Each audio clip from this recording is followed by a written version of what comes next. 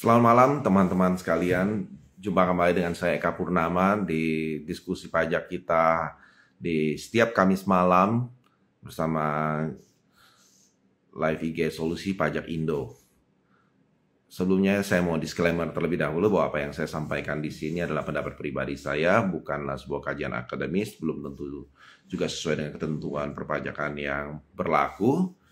Bagi teman-teman yang memiliki permasalahan perpajakan, teman-teman boleh konsultasikan dengan konsultan pajak teman-teman masing-masing, atau teman-teman dapat tanyakan ke bagian penyuluhan yang ada di setiap KBP, bukan kepada AR teman-teman, karena AR bukanlah tempat berkonsultasi lagi saat ini. Baik, kita akan mulai bincang-bincang kita, diskusi kita pada malam hari ini. Kita akan sedikit bercerita bahwa ternyata sampai dengan saat ini target penerimaan pajak pemerintah itu sudah mencapai 97,5%. Jadi ini merupakan suatu kabar yang menggembirakan bagi segenap insan perpajakan dan juga bagi setiap kita sebagai wajib pajak, bahwa ternyata ada peningkatan perekonomian yang berimplikasi pada peningkatan penerimaan pajak negara. Nah, pajak itu sendiri merupakan sebuah kontribusi wajib kepada negara yang terutang oleh kita, orang pribadi atau badan, dan sifatnya ini memaksa dengan tidak mendapatkan imbalan secara langsung. Ya, jadi pajak ini memang kita tidak bisa mengharapkan mendapatkan imbalan secara langsung. Beda dengan kalau kita membayar tol misalnya, kemudian kita bisa menikmati fasilitas jalan tol tersebut. Tetapi pajak, atas setiap pajak yang kita bayarkan, kita tidak bisa mendapatkan imbalan secara langsung. Karena setiap penerimaan pajak ini akan digunakan sebesar-besarnya untuk keperluan negara bagi kemakmuran seluruh rakyat Indonesia. Dalam pelaksanaan pelaporan pemenuhan kewajiban perpajakan ini, orang pribadi atau badan itu menggunakan SPT, teman-teman sudah tahu. Dan sebentar lagi kita akan masuki akhir tahun, akan masuki tahun 2023, berarti kita harus mulai mempersiapkan laporan SPT tahun 2022 kita. Baik SPT orang pribadi maupun SPT badan bagi teman-teman yang memiliki usaha berbentuk badan usaha. Nah, karena SPT ini seperti kita ketahui ini merupakan suatu sarana bagi kita untuk melaporkan pembayaran pajak, objek pajak, maupun bukan objek pajak. Jadi di sana kita akan memilah-milah penghasilan kita, mana yang merupakan objek pajak, mana yang bukan merupakan objek pajak, mana yang sudah kita bayar pajaknya, mana yang harus kita tambah lagi pembayaran pajaknya. Dan seperti kita ketahui bahwa pelaporan SPT semakin tahun semakin dipermudah. Hampir semua SPT yang wajib dilaporkan kini memakai sarana online. Jadi teman-teman pada saat melaporkan SPT tidak perlu datang lagi ke kantor pelayanan pajak untuk melaporkan SPT, teman-teman.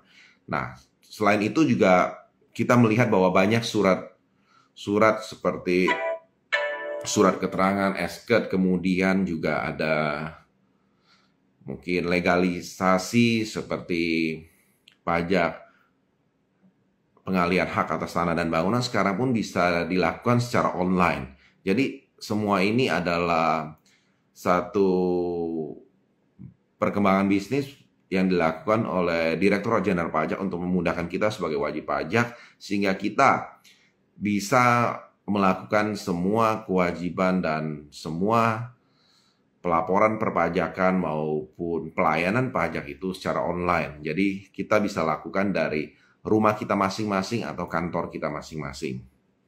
Dengan sistem online ini, maka pelaporan pajak ini dapat dilakukan kapanpun dan dimanapun. Kalau dulu pelaporan pajak ini kita harus terikat oleh jam kantor dari kantor pelayanan pajak, maka saat ini sudah tidak terikat oleh jam kantor. Jadi kita bisa melaporkannya di hari Sabtu, hari Minggu, jam 12 malam, jam 1 pagi, jam 2 pagi, itu bebas kita lakukan kapan saja itu. Nah, dalam proses pelaporan SPT ini, kita sering mendengar ada yang namanya SPT kurang bayar, ya, SPT KB.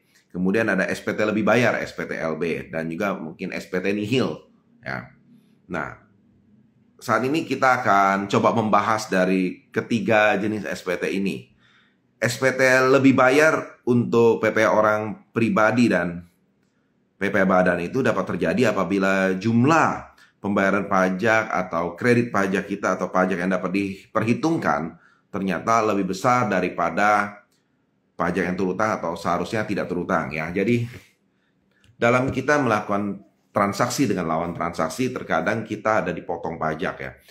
Mungkin kalau misalnya kita adalah wajib pajak badan, pada saat kita melakukan transaksi dengan wajib pajak badan lainnya maka ada pemotongan-pemotongan pajak yang dilakukan oleh lawan transaksi kita dan kita menerima bukti potong. Kemudian setiap bulan kita juga ada menyetorkan PPh masa, PPh masa pasal 25. Setiap bulan kita setorkan. Nah, di akhir tahun pada saat kita menghitung penghasilan kena pajak kita, maka atas pajak terhutang itu yang pajak terhutang harus kita bayar itu kita akan perhitungkan dengan semua kredit pajak maupun angsuran PPh yang sudah kita bayarkan. Nah, jadi di sini kita bisa melihat kalau ternyata misalnya pajak kita yang terhutang adalah 100 juta rupiah, kemudian kredit pajak dan angsuran PPh 25 yang sudah kita bayar adalah 110 juta, maka 100 juta dikurang 110 juta kita ada kelebihan bayar pajak 10 juta rupiah. Nah, kelebihan bayar pajak yang 10 juta rupiah inilah yang bisa kita mintakan pengembalian pajak ke negara. Ya, kita bisa mintakan pengembalian pajak ke negara. Nah, kemudian pajak yang bisa kita laporkan lebih bayar itu pajak apa saja. Jadi bisa SPT PPh tahunan, baik itu orang pribadi atau badan. Ada juga adalah SPT PPN juga bisa lebih bayar. Sebenarnya banyak, ada misalnya SPT PPh 21 juga bisa lebih bayar. Jadi, nah, untuk SPT PPN lebih bayar ini terjadi apabila dalam suatu masa pajak ternyata pajak masukan yang dapat dikreditkan lebih besar daripada pajak keluaran kita. Jadi pajak masukan adalah faktur pajak yang kita terima dari lawan transaksi karena kita membeli barang atau jasa dari lawan transaksi. Kemudian kalau pajak keluaran, PPN keluaran adalah faktur pajak yang kita terbitkan kepada lawan transaksi karena kita melakukan penjualan barang atau jasa kepada lawan transaksi kita. Nah, itu diperhitungkan. Kalau ternyata pajak keluaran kita lebih kecil daripada pajak masukan kita, akan menyebabkan SPT PPN yang lebih bayar. Nah, jika terdapat kondisi tersebut, maka kita sebagai wajib pajak berhak meminta pengembalian atas kelebihan pembayaran pajak tersebut. Permohonan pengembalian kelebihan pembayaran pajak tersebut kita kenal dengan istilah restitusi. Dapat dilakukan setelah akhir tahun buku berakhir atau masa pajak berakhir dalam pembukuannya. Misalnya kalau kita tahun bukunya Januari sampai Desember, maka kita bisa meminta pengembalian pajak sesudah masa Desember. Misalnya tergantung kita laporkan SPT-nya kapan. Kalau misalnya badan itu kan kita bisa laporkan mulai bulan Januari sampai bulan April. Nah, kita lapornya kapan? Kalau Januari kita sudah lapor, berarti pada saat bulan Januari itu kita sudah bisa ajukan permohonan restitusi. Kalau kita baru laporkan di April, berarti April kita ajukan permohonan restitusi. Nah, kemudian untuk PPN bagi wajib pajak umumnya itu bisa dilakukan pada masa pajak Desember untuk PPN ya. Jadi kalau kita ada lebih bayar, kita boleh ajukan restitusi. Meskipun boleh juga kita tidak melakukan restitusi, tapi kita melakukan kompensasi, itu juga diperbolehkan untuk PPN. Sementara kalau untuk PPh badan atau orang pribadi, apabila lebih bayar, maka kita harus ajukan restitusi, ya, pengembalian kelebihan pembayaran pajak. Jadi permohonannya disampaikan pada saat kita menyampaikan SPT tahunan. Nah, pada saat kita mengajukan permohonan restitusi ini, maka dari kantor pelayanan pajak akan melakukan proses yang namanya pemeriksaan. Pemeriksaan untuk mengetahui kepatuhan kita, kebenaran atas pajak yang telah kita laporkan, yang telah kita perhitungkan dengan metode self-assessment ya. Nah, kemudian berapa lama sih jangka waktu pemeriksaan itu? Jangka waktu pemeriksaan ini paling lama itu 12 bulan sejak surat permohonan diterima lengkap ya. Jadi biasanya kalau kita ajukan, kita masukkan SPT di bulan April, maka sebelum April tahun depan pemeriksaan itu sudah harus selesai ya. Selama pemeriksaan berlangsung, maka kita sebagai wajib pajak harus menyerahkan dokumen bukti hingga keterangan yang mendukung permohonan restitusi kita. Dokumen bukti dan juga keterangan dari wajib pajak akan sangat mempengaruhi petugas pemeriksa dalam mengambil sebuah keputusan. Jadi dalam pemeriksaan itu kita kenal adalah yang istilah yang namanya keyakinan pemeriksa. Jadi keyakinan seorang pemeriksa itu akan kebenaran laporan pajak kita itu sangat berpengaruh. Hasil akhir dari sebuah proses pemeriksaan itu dapat berupa surat ketetapan pajak nihil, surat ketetapan pajak kurang bayar, atau surat ketetapan pajak lebih bayar. Jadi meskipun kita menyatakan dalam SPT kita bahwa kita ini lebih bayar, belum tentu hasil pemeriksaan akan menyatakan bahwa pajak kita lebih bayar. Kalau memang lebih bayar, maka akan diterbitkan namanya surat ketetapan pajak lebih bayar. Berapa kelebihan bayarnya? Misalnya kita tadi mengajukan kelebihan bayar 10 juta, ternyata berdasarkan pemeriksaan pajak lebih bayarnya hanya 8 juta, maka akan diterbitkan surat ketetapan pajak lebih bayar sebesar 8 juta rupiah. Tetapi apabila berdasarkan pemeriksaan pajak ternyata kita tidak ada kelebihan bayar yang 10 juta, tapi hanya nihil, nah maka dia akan terbitkan surat ketetapan pajak nihil. Jadi tidak ada pajak yang harus dikembalikan atau dikembalikan oleh negara kepada wajib pajak, atau pajak yang harus dibayarkan oleh wajib pajak ke negara, tidak ada. Jadi itu akan keluar yang namanya surat ketetapan pajak nihil.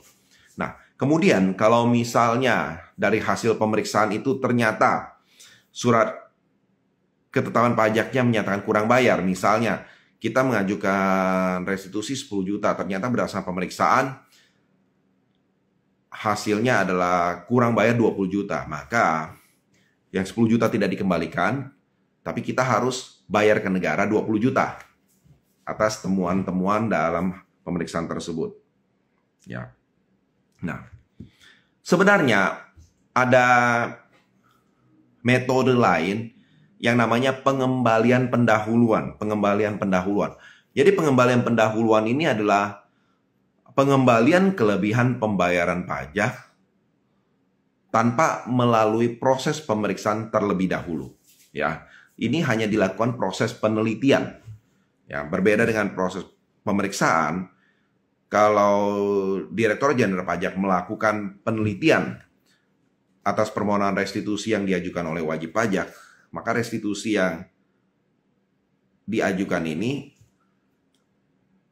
akan dikembalikan oleh Direktur Jenderal Pajak tanpa ada proses pemeriksaan. Nah, siapa saja wajib pajak yang dapat mengajukan pengembalian pendahuluan ini adalah wajib pajak yang termasuk dalam kategori wajib pajak kriteria tertentu, wajib pajak persyaratan tertentu, dan pengusaha kena pajak PKP yang berisiko rendah. Ya, jadi kalau kita lapor pajaknya baik, tertib, teratur, tidak pernah ada keterlambatan dan lain-lain, dan berdasarkan penelitian bahwa kita ini resikonya rendah, kita bisa mengajukan pengembalian pendahuluan.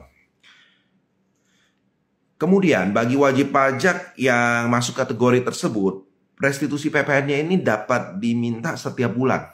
Kalau ya, setiap bulan. Kalau restitusi PPh badan atau orang pribadi hanya dapat diminta setelah akhir tahun pajak atau setelah SPT disampaikan. Nah, untuk wajib pajak yang telah ditetapkan sebagai WP kriteria tertentu atau PKP berisiko rendah dapat mengajukan restitusi itu tanpa batasan nilai. Sedangkan wajib pajak persyaratan tertentu terdapat batasan nilai restitusi yang bisa diajukan dengan cara pengembalian pendahuluan. Kalau untuk orang pribadi, restitusi yang bisa diajukan itu paling besar 100 juta rupiah. Kalau PPh badan paling besar 1 miliar rupiah. Sementara kalau nilai restitusi PPN yang dapat dimintakan melalui pengembalian pendahuluan itu paling besar 5 miliar rupiah. Nah, ketika wajib pajak mengajukan restitusi dengan prosedur ini, prosedur pengembalian pendahuluan, petugas pajak akan melakukan proses penelitian. Ya, bukan dengan cara pemeriksaan. Nah, proses penelitian ini hanya meneliti misalnya terkait pajak masukannya, pajak yang telah dibayar, atau pajak yang telah dipotong, dipungut oleh pihak lain yang dikreditkan dalam SPT tahunan wajib pajak. Proses penelitian ini paling lama ya 1 bulan sampai 3 bulan, jadi sangat cepat ya. Ketimbang pemeriksaan, kalau pemeriksaan pasti lebih lama prosesnya. Nah, kemudian petugas pajak selanjutnya akan mengeluarkan yang namanya surat keputusan pengembalian pendahuluan kelebihan pajak. Ya, atau tidak menerbitkan juga bisa, dan memberitahukannya kepada wajib pajak. Jadi kalau berdasar penelitiannya bisa dikembalikan, ya akan dikembalikan. Tetapi ingat, walaupun tidak diperiksa pada saat itu, bukan berarti tidak diperiksa. Bisa saja di kemudian hari akan diperiksa. Nah, pada saat di kemudian hari diperiksa ini, apabila SPT yang awalnya kita lebih bayar itu, kemudian kita dikembalikan dengan metode pengembalian pendahuluan, maka kita ada sanksi yang lebih berat.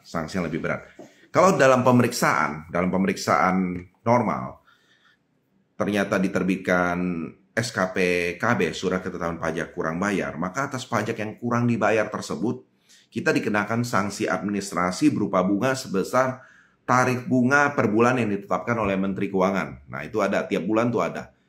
Itu 1 bulan mungkin sekitar 1% lah, lebih kurang sekitar 1%, tiap bulan berubah-ubah terus saat ini. Nah, di sana kita berapa bulan sesudah dikembalikan itu kita terlambatnya atau kita kurang bayarnya dari tanggal seharusnya kita terutang, nah itu ada bunganya. Tapi itu persentasenya kecil kalau kita melalui prosedur pemeriksaan. Tetapi kalau kita melalui pengembalian pendahuluan, maka apabila berdasarkan hasil pemeriksaan kemudian diterbitkan SKPKB, ya, surat ketetapan pajak kurang bayar, maka jumlah kekurangan pajak tersebut akan ditambah dengan sanksi administrasi berupa kenaikan sebesar 100% jumlah kekurangan pembayaran pajak. Jadi, misalnya kita sudah dikembalikan pendahuluan nih, misalnya 1 miliar. Kita sudah dikembalikan sebesar 1 miliar. Nah, pada saat kita sudah dikembalikan sebesar 1 miliar rupiah, ternyata berdasar hasil pemeriksaan kita ada kurang bayar sebesar 500 juta rupiah. Maka nilai 500 juta rupiah itu akan ditambahkan dengan sanksi administrasi sebesar 500 juta juga. Sehingga totalnya 1 miliar. Sehingga 1 miliar yang sudah dikembalikan dengan pengembalian pendahuluan ini harus kita kembalikan seluruhnya kepada negara. Ya, jadi ada untung ruginya. Kalau kita sebagai wajib pajak, sebenarnya pengembalian pendahuluan ini dari segi waktu ini pengembaliannya lebih cepat ya. Permohonan lebih cepat dibanding dengan permohonan restitusi secara normal atau melalui pemeriksaan.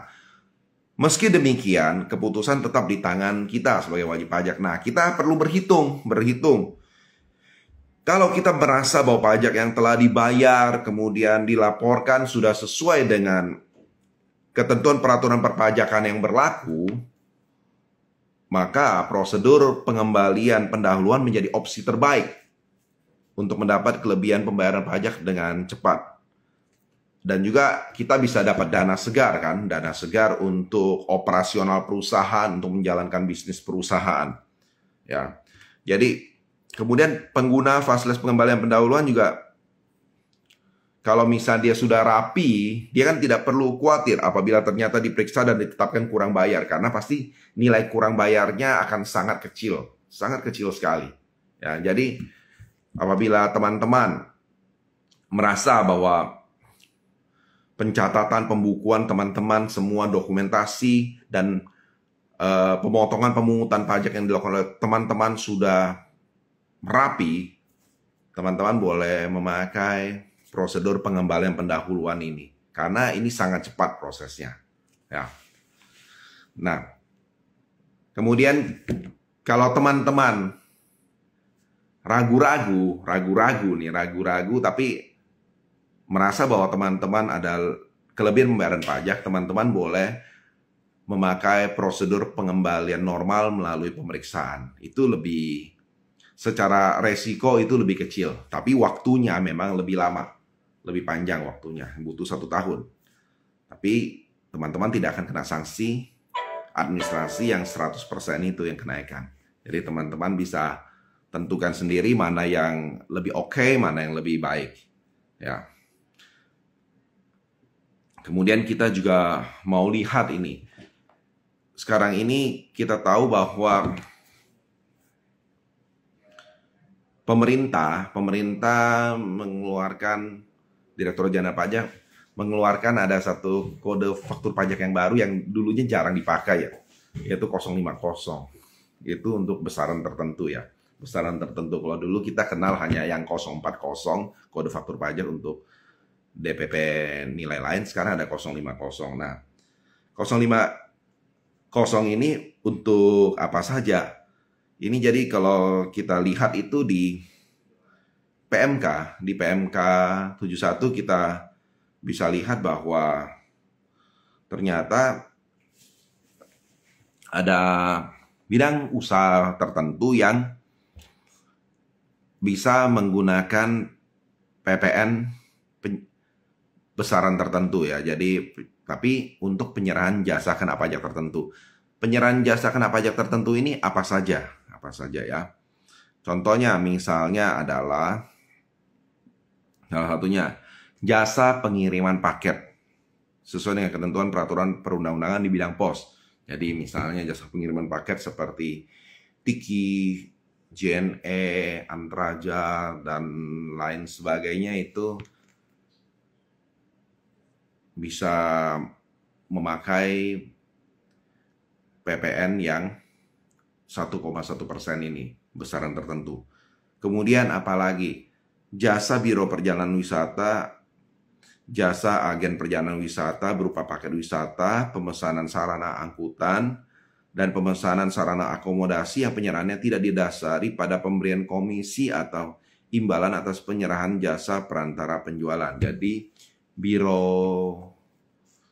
Jasa Wisata, Biro Perjalanan Wisata bisa menggunakan PPN besaran tertentu ini. Kemudian yang ketiga adalah jasa pengurusan transportasi, freight forwarding ya, yang di dalam tagihan jasa pengurusan transportasi tersebut terdapat biaya transportasi ya, terdapat biaya transportasi. Nah, kemudian apalagi jasa penyelenggara perjalanan ibadah keagamaan yang juga menyelenggarakan perjalanan ke tempat lain sesuai dengan ketentuan peraturan perundang-undangan yang mengatur mengenai kriteria dan atau rincian jasa keagamaan yang tidak dikenakan pajak pertambahan nilai.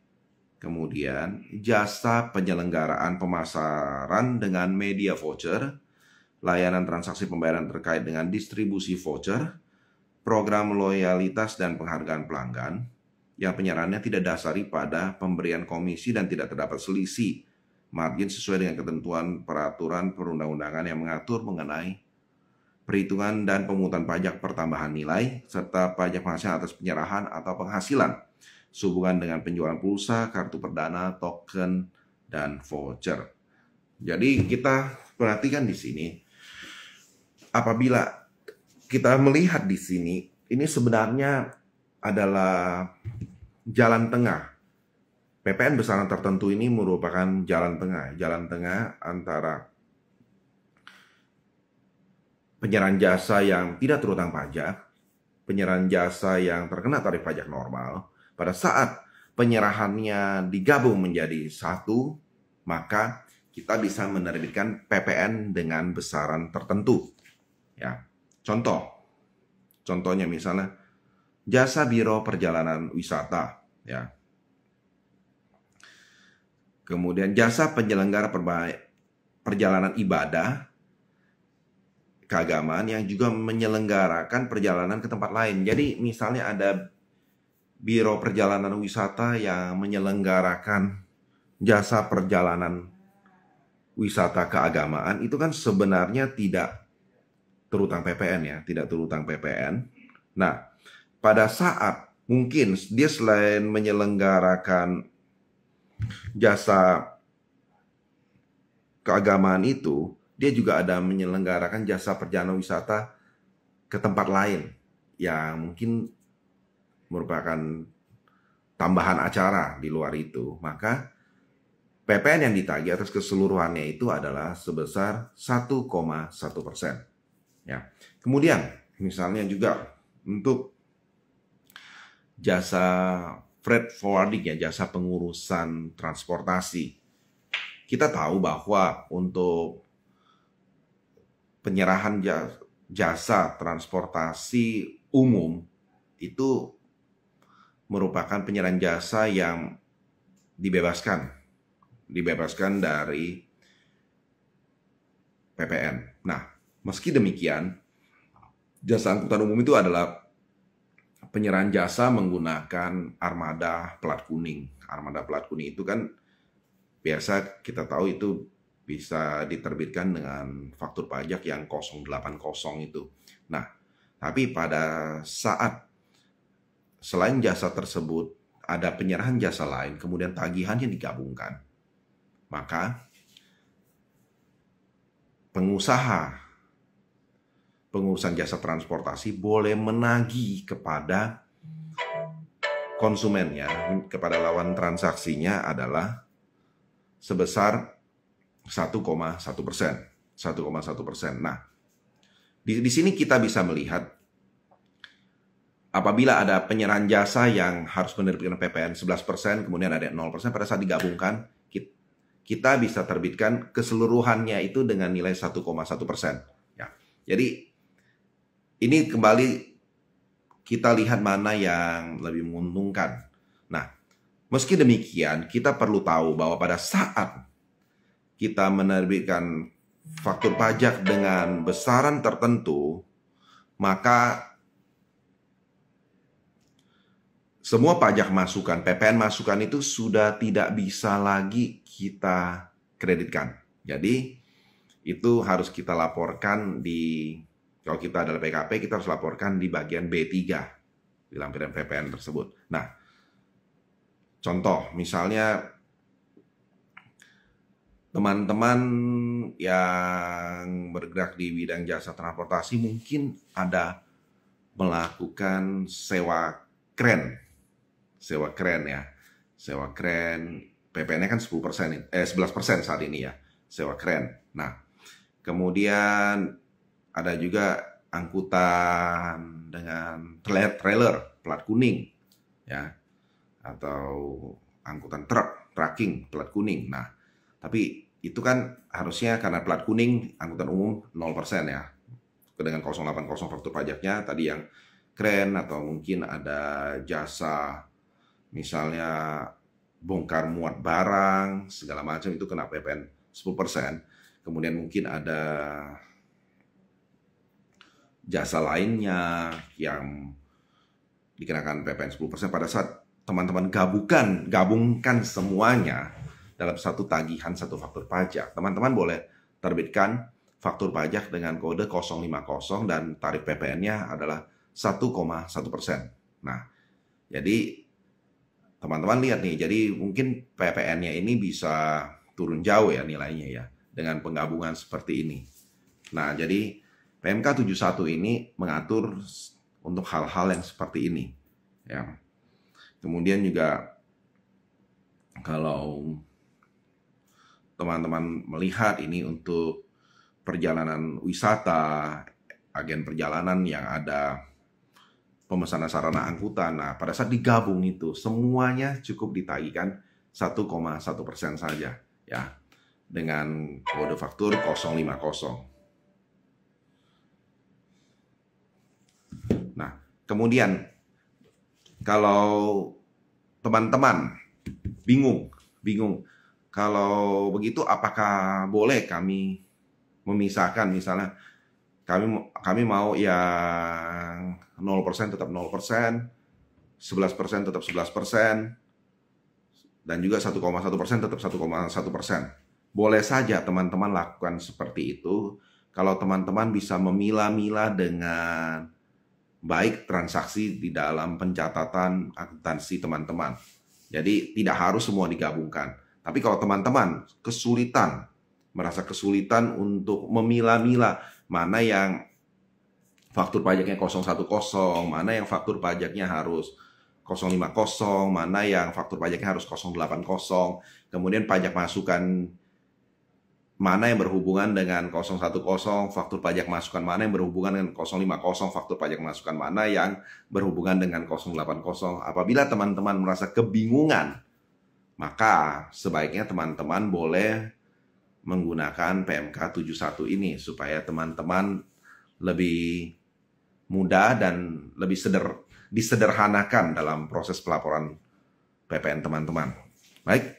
Selanjutnya bagi teman-teman yang memiliki pertanyaan atau komentar boleh tuliskan di kolom komentar. Kita akan bahas apabila ada pertanyaan dari teman-teman. Saya akan bahas pertanyaan dari teman-teman kalau ada yang mengajukan pertanyaan di kolom komentar. Baik, sehubungan dengan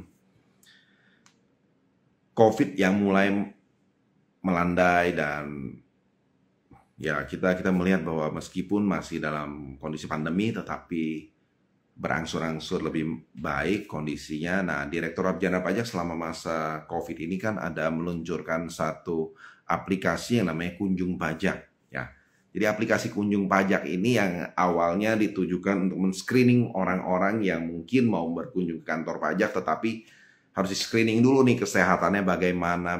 Nah, sesudah masa pandemi ini berakhir, rencananya aplikasi Kunjung Pajak ini akan diberlakukan terus secara permanen. Jadi setiap kita mau melakukan kunjungan ke kantor pajak, kita harus daftar dahulu di Kunjung Pajak. Jadi teman-teman bagi yang mau kantor pajak harus daftar dulu ya di Kunjung Pajak supaya teman-teman bisa mendaftar mau datang jam berapa, dapat urutan nomor berapa. Kemudian bagi teman-teman juga ada berita terkait dengan permohonan pemindahan wajib pajak. Nah, jadi apabila teman-teman yang berpindah lokasi dari satu tempat ke tempat lain bisa mengajukan permohonan pindah KPP ke kantor pelayanan pajak teman-teman terdaftar.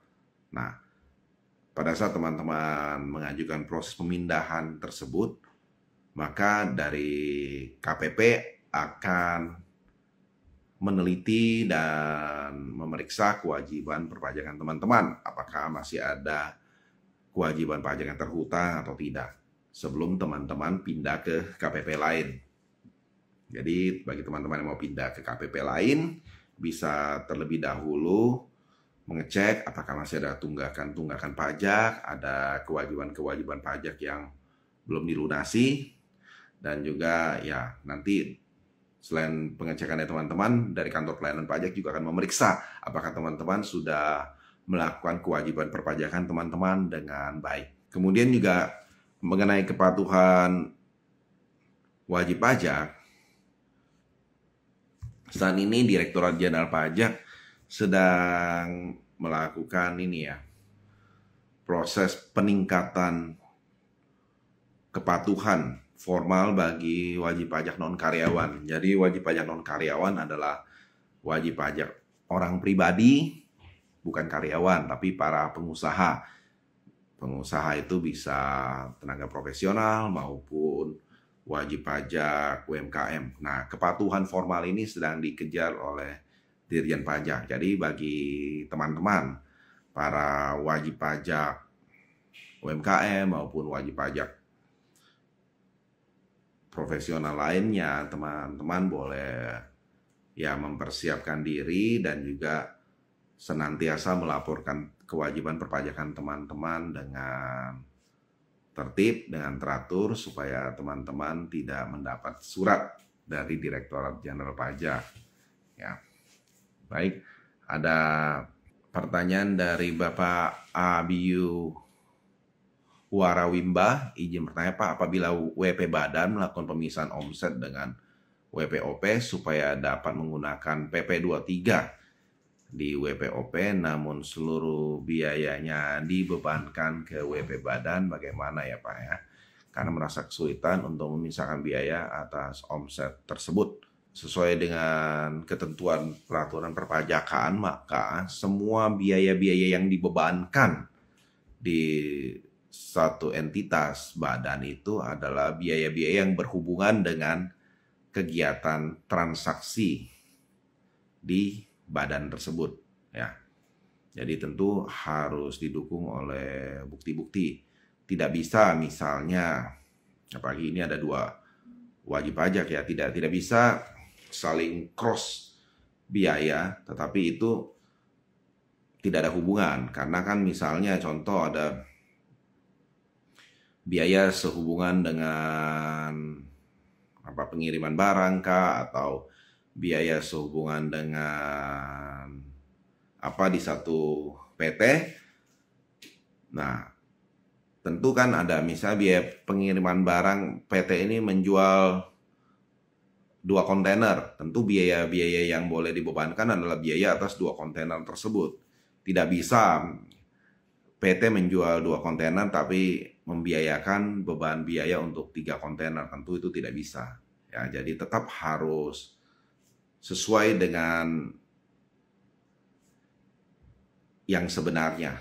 Kemudian semua pembiayaan itu harus sesuai ya, harus sesuai. Misalnya invoice tagihan harus atas nama badan tersebut, kemudian pembayaran harus dari badan tersebut, dan dapat dibuktikan juga bahwa semua biaya itu memang berhubungan dengan badan tersebut. Ada tambahan lagi dari Pak Abiyu. Sesungguhnya omset tersebut milik WP Badan tapi diakui sebagai omset WPOP karena uang masuk diarahkan ke rekening OP. Ya, kalau omset tersebut milik WP Badan harus diakui di WP Badan, tidak boleh diakui di WPOP. Ya, jadi semua harus dilakukan sesuai dengan kondisi yang sebenarnya. Ya, lagi mungkin Pak Abiyu untuk lebih detailnya ini boleh dikonsultasikan secara private, karena saya perlu mendapatkan data-data yang lebih detail mengenai hal ini. Jadi bagi Pak Abiyu kalau mau konsultasi private dengan saya bisa hubungi di www.lembagabantuanpajak.com di trainer A04, atau bisa juga bergabung dengan program coaching yang diadakan, dan juga ada beberapa paket coaching yang saya ada tawarkan juga. Pak Abiyu bisa konsultasikan di sana ya, karena perlu melihat lebih detail data-datanya supaya jawaban yang diberikan tidak salah. Baik, terima kasih juga Pak Abiyu. Jadi kepatuhan itu, jadi kita harus tahu bahwa sekarang itu data-data yang dimiliki oleh Direktorat Jenderal Pajak itu sudah sangat lengkap, sehingga mari kita sama-sama menjalankan kewajiban perpajakan kita dengan sebaik-baiknya, serapi-rapinya, ya, sebaik-baik dan serapi-rapinya agar kita tidak mendapatkan masalah di kemudian hari. Ya, jadi terkadang permasalahan itu timbul pada saat pemeriksaan karena kita sendiri sebagai wajib pajak itu meremehkan gitu loh. Oh, mungkin nggak akan ketahuan, mungkin nggak akan ada masalah, tapi sebenarnya ini bisa jadi masalah gitu di kemudian hari.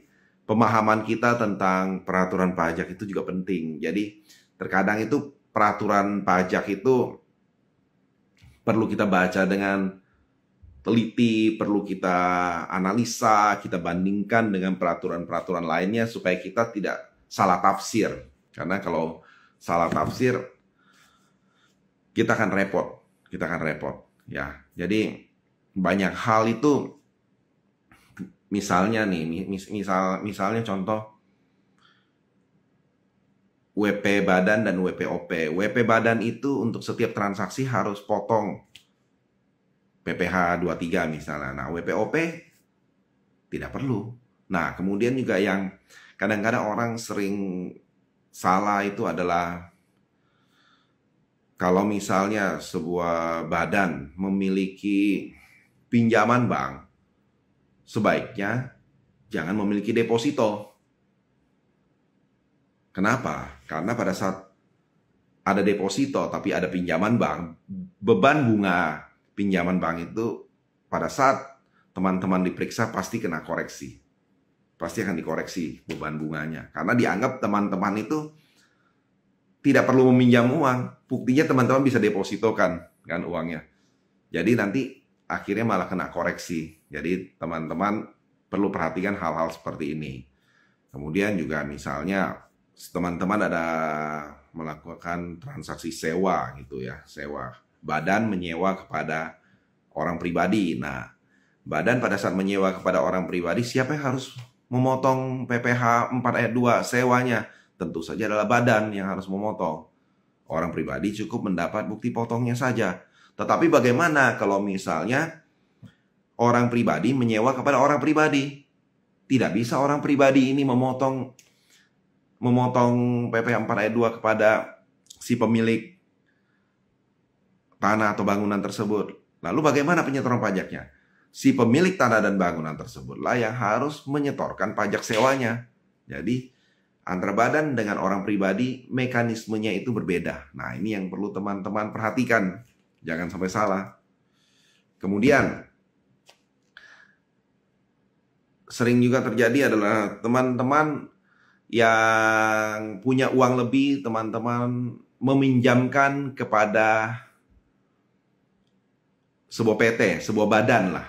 Nah, teman-teman kan dipotong PPh atas bunga ya, 15% itu. Nah, kadang-kadang karena ketidakmengertian teman-teman justru merasa, oh kalau saya pinjamkan kepada badan, saya lebih murah ini dipotong pajaknya daripada saya depositokan. Kalau didepositokan, teman-teman akan dipotong 20% kan pajak atas bunganya. Kalau saya pinjamkan kepada badan, saya cuma dipotong 15%. Lebih rendah tarifnya, seolah-olah lebih rendah. Tetapi perlu teman-teman perhatikan di sini adalah kalau bunga deposito, PPh-nya final.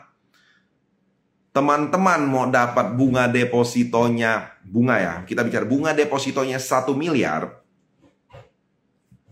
Pajak yang dipotong kepada teman-teman hanya 20%, 200 juta final. Tetapi kalau teman-teman meminjamkan uang teman-teman kepada badan, ya, WP badan itu teman-teman mendapat bunga misalnya 1 miliar. WP badan akan potong 15%, 150 juta. Tetapi sebenarnya pajaknya bukan hanya 150 juta. Penghasilan 1 miliar teman-teman itu harus teman-teman hitung, digabungkan dengan penghasilan teman-teman yang lain. Sehingga di akhir tahun ada kemungkinan ada pajak tambahan yang harus teman-teman bayar. Mengikuti tarif pajak yang mana? Tarif pajak yang progresif itu. Yang 5%, 15%, 25%, 30%, 35%. Tergantung grade ya, grade penghasilan teman-teman. Jadi mungkin pajak atas bunga deposito 20%. Pajak bunga atas pinjaman teman-teman kepada WP badan mungkin cuma dipotong 15%. Dipotongnya benar 15%. Tapi waktu teman-teman laporkan, mungkin ada kurang bayar tambahan yang harus teman-teman tambahkan. Jadi bisa saja tarif pajak efektif yang teman-teman bayar itu di atas 20%. Ya, jadi ini perlu teman-teman perhatikan. Jadi banyak ketentuan-ketentuan itu kalau teman-teman kurang perhatikan itu bisa jadi bumerang buat teman-teman. Ya. Karena di Indonesia ini ada tarif pajak yang namanya PPh final, ada yang namanya PPh tidak final. Nah, kalau PPh final sudah selesai dipotong, selesai. Contoh PPh final yang lain apa? Sewa tanah dan bangunan, itu PPh final. Teman-teman sudah dipotong 10%, selesai, tidak ada apa-apa lagi. Teman-teman mau memiliki penghasilan sewa 4 miliar, teman-teman sudah selesai dipotong 400 juta, sudah selesai. Tidak ada pajak tambahan yang harus teman-teman bayar. Itu PPh final. Tapi kalau PPh-nya tidak final, akan dihitung ulang.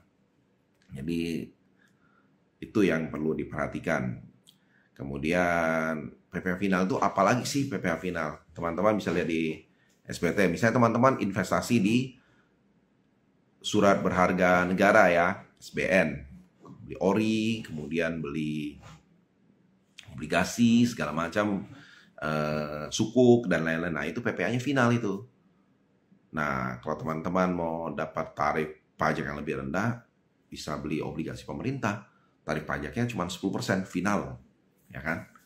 Kalau teman-teman mau tarif pajak yang lebih rendah lagi, dengan tingkat resiko yang tinggi, tapi tingkat pengembalian yang juga tinggi, ada tarif pajak lainnya, yaitu penjualan saham di bursa efek. Itu hanya kena tarif pajak 0,1%. Berapapun keuntungan teman-teman dari bursa efek, itu sudah kena tarif pajak final. Tidak akan ada tambahan-tambahan pajak yang harus teman-teman bayar. Ya. Nah, bagi teman-teman yang ada pertanyaan, boleh dituliskan. Nah, kemudian kalau kita lihat lagi untuk penghasilan yang bukan objek pajak itu apa sih? Nah, ada nih. Penghasilan yang bukan objek pajak itu contohnya warisan. Warisan itu bukan penghasilan, itu bukan penghasilan kena pajak ya. Jadi kalau teman-teman dapat warisan, tinggal masukkan di SPT, itu sudah clear, tidak akan ditagihkan pajaknya ya. Hibah, hibah juga tidak usah bayar pajak ya. Hibah itu bagi yang menerima hibah, garis lurus ya. Si penerima hibah itu bukan objek pajak bagi penerimanya ya. Lalu bagi si pemberi hibah bagaimana? Nah, itu harus melihat ke pelaporan pajak si pemberi hibah ya. Yang penting kalau teman-teman sebagai penerima hibah, teman-teman bebas dari pembayaran pajak ya. Kemudian apalagi? Penggantian dari asuransi itu juga bukan objek pajak. Kemudian apalagi? Misalnya teman-teman mendapat penggantian, ganti untung dari pemerintah ya. Misalnya ada yang kena gusur, kemudian mendapat penggantian dari negara. Nah, itu juga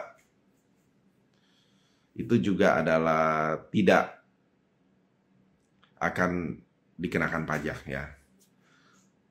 Pertanyaan, selamat malam Pak, dari Pajak Brosis. Ada tidak investasi yang tidak kena pajak? Investasi yang tidak kena pajak. Investasi yang tidak kena pajak. Harusnya semua. Kalau teman-teman dapat dividen diinvestasikan 3 tahun, wajib pajak OP ya. Mendapat dividen diinvestasikan 3 tahun, tidak kena pajak. Ya, itu selama semua. Jadi teman-teman kalau dapat dividen, teman-teman investasikan saja 3 tahun, itu tidak akan kena pajak sesudah 3 tahun.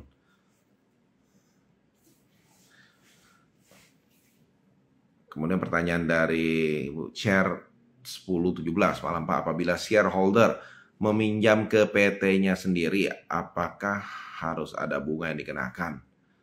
Jika harus, acuan suku bunganya bagaimana? Shareholder meminjam kepada PT-nya. Biasanya harusnya PT yang meminjam kepada shareholder ya. Kalau shareholder yang meminjam kepada PT, ini kemungkinan pasti akan dihitung pajaknya, harus ada pajak. Karena